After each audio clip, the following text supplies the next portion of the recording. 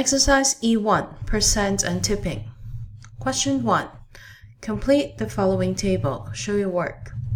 In this table, you will be converting numbers between percentage form, fraction in simplest form, and decimal form. First number, 28%. In class, we said that percent really means 28 over 100. So in fraction, you can write that down first. But we notice that both 28 and 100 are divisible by 4. Therefore, when you divide 28 by 4, you get 7. You divide 100 by 4, you get 25. So the fraction in simplest form is 7 over 25. To find the decimal value, we can make use of the 28 over 100. We notice that this means 28 of a hundredth. Therefore, there are the 8, the last digit, is in the 100th place. The 2 is in the 10th place, or the decimal is 0.28. Another way to find this easily is by dividing 28 by 100 on your calculator to check this answer. 75%. It is 75 over 100. Both 75 and 100 are divisible by 5 because they either end in 5 or 0. When I divide 75 by 5, I get 15. When I divide 100 by 5, I get 20. But 15 and 20, once again, one number ends in 5, the other ends in 0. We can actually divide this by 5 again. 15 divided by 5 is 3. 20 divided by 5 is 4. So the final answer is 3 over 4. The decimal form of 75%, once again 75 of a hundredth, means that 5 is in the 100th place and 7 is in the 10th place. So we have 0.75, or 75 divided by 100 is 0.75 on your calculator. Second, the next question, we have a fraction, 21 over 49. So we can divide these numbers by 7 to simplify it. 21 divided by 7 is 3. 49 divided by 7 is 7. So the fraction in simplest form is 3 over 7. It is difficult to write a fraction out of 7 or out of 49 as an equivalent fraction out of 100. So let's worry about converting this number into a decimal first. Using your calculator, we take 21 divided by 49, we get approximately 0.429. Now we have a decimal number, so to change 0.429 into percentage, we go to the 100th place, which is the 2. And so we know this is really 42. Well, with a 9 dangling, so that must be the next unit or next place value. So 42.9 over 100, or 42.9%. Next, we have 15 over 36. Let's simplify this fraction by dividing each number by 3.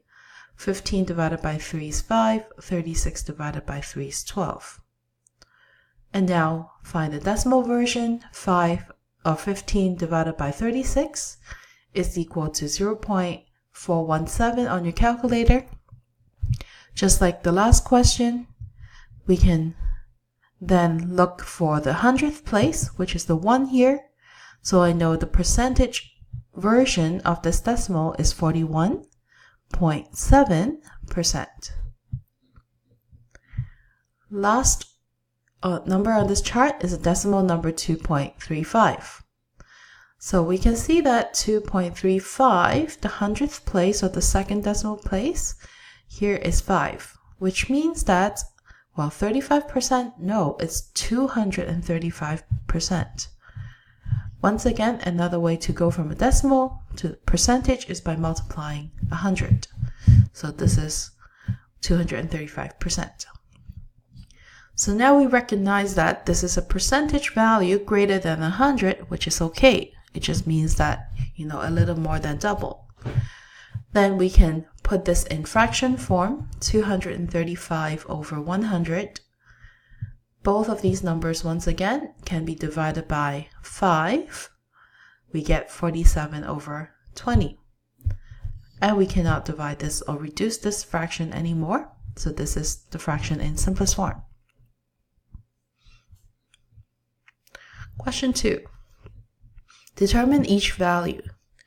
We are looking for 45% of 200. So here, 45% of something means that the whole of that something is 200. The whole in 45% is 100. So we can actually set up a proportion statement like before. So 45% is 45 over 100 equals the part that we're looking for, x over its whole 200. Then we can cross multiply and then simplify. Okay, when we do that, I can multiply 200 out to solve for x. I get x equals to 90 because 200 times 45 divided by 100 is 90. Question B. 200% of 87 kilograms. Once again, what's the part, what's the whole?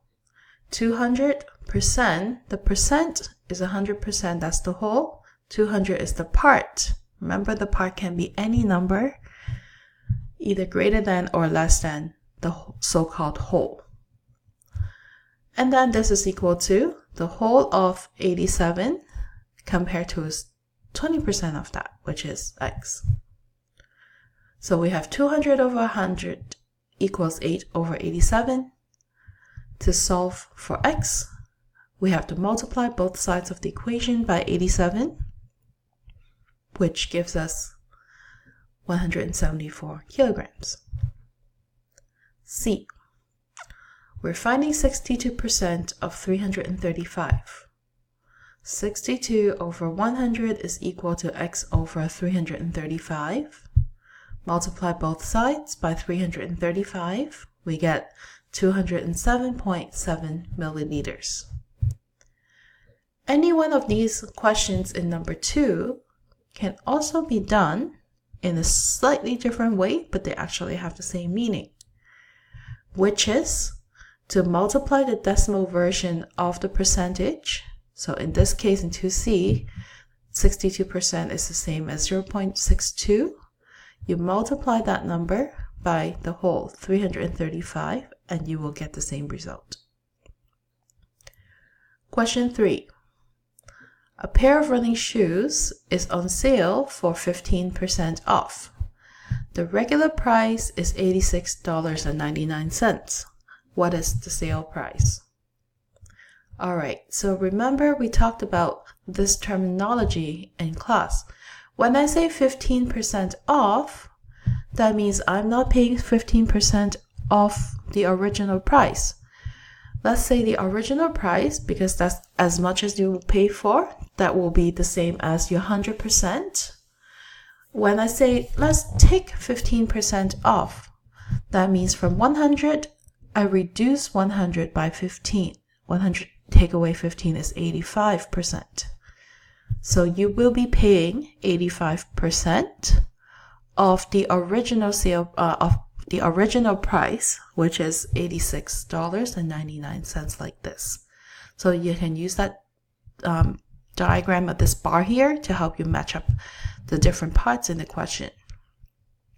So we have 85 over 100 equals x over 86.99. Multiply both sides by 86.99. It gives you the sale price of $73.94. Number 4. The general admission at Cineplex is $14.95. Calculate the total cost, including tax, if HST is 13%. So here there are two calculations that we have to make. When we go for the movie, we do have to pay the $14.95. But that's not all. We also have to pay 13% of that price because that's the tax that goes to the government. For this question, we have to remember that quick part. So 13% out of 100 is X out of $14.95. Using the same method as before, you can either calculate 14.95 times 13 over 100, or you can do 0.13 times 14.95. X works out to 1.9435. So round this to the nearest cent. So 3 rounds to 4, okay? So the actual amount of tax that you're paying is $1, or HST is $1.94. Add this to your total cost of $14.95. The total cost becomes $16.89. The quick way to do this whole question, if you want to do this quickly next time you go to the movies, is to multiply $14.95 off your ticket by 1.13, because you're paying 100% plus 13% altogether of tax and admission. And here at the bottom of the screen, we have question number 5. Thomas paid $42.48 for a $36 meal. Why is he paying more than what he needs to pay for the meal? Well, it must be tip. So how much is the tip? We can calculate that by finding the difference. $42.48 minus 36, that's 6.48. So what is the tip percentage? That means the tip amount $6.48 out of the original price of the meal, $36, is how many percent? So we can set up a proportion. $6.48 over 36 compares to the tipping percentage over 100. And then multiply both sides of the equation by 100 to solve for x.